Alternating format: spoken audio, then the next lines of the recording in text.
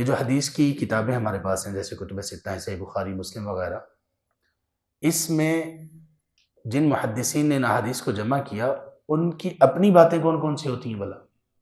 صرف اور صرف ان کی اپنی بات وہ ہوتی ہے جو حدیث سے پہلے وہ ہیڈنگ دیتے ہیں، یا پھر اس حدیث کے بارے میں جو بات وہ بعد میں کرتے ہیں، اس کی سند کے بارے میں یا اس کی کسی لفظ کے معنی کے بارے میں۔ باقی کوئی چیز ان کی اپنی نہیں ہوتی، صرف نقل کر رہے ہوتے ہیں، صرف بتا رہے ہوتے ہیں، نریٹ کر رہے ہوتے ہیں، چین کو چلا رہے ہوتے ہیں آگے۔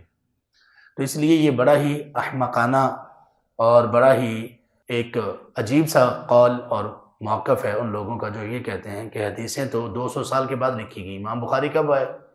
جی 256 ہجری میں وفات ان کی۔ دیکھو یہ تیسری صدی ہجری میں آئے، انہوں نے آ کر حدیث کی کتاب لکھی، تو وہ حدیث کیسے اتھینٹک ہو سکتی ہے؟ اللہ اکبر، بے عقلی ہے نا کہ وہ حدیث کی جو کتاب انہوں نے لکھی وہ ایسا نہیں کہ وہ امام بخاری پیدا ہوئے، جوان ہوئے اور انہوں نے بیٹھ کر لکھنا شروع کر دیا، نہیں، وہ یہ تمام ائمہ نے کیا کیا؟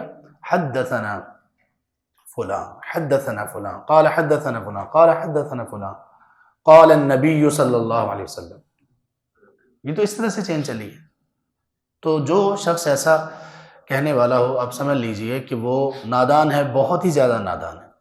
اس کو بڑے اچھے اور بہترین انداز سے اگر آپ سمجھائیں تو اگر تعصب نہ ہوا تو بڑی جلدی وہ بات کو قبول کرے گا۔ اگر واقعی عقل مند ہوا تو کہے گا ہاں یہ تو ہمیں غلط فہمی میں رکھا گیا، اندھیرے میں رکھا گیا، ہم نے سمجھا امام بخاری چونکہ دوسری صدی ہجری کے آخر میں پیدا ہوئے ہیں، 192 ہجری میں غالباً ان کی ہوئی پیدائش ہوئی اور 256 میں فوت ہوئے ہیں، تو ان کے دور میں ہی ساری احادیث وغیرہ زیادہ مشہور چونکہ ہیں تو لکھی گئی۔ تو جب ان کو حقیقت کا پتہ چلے گا تو عقل مند اور غیر متعصب شخص فوراً مان لے گا۔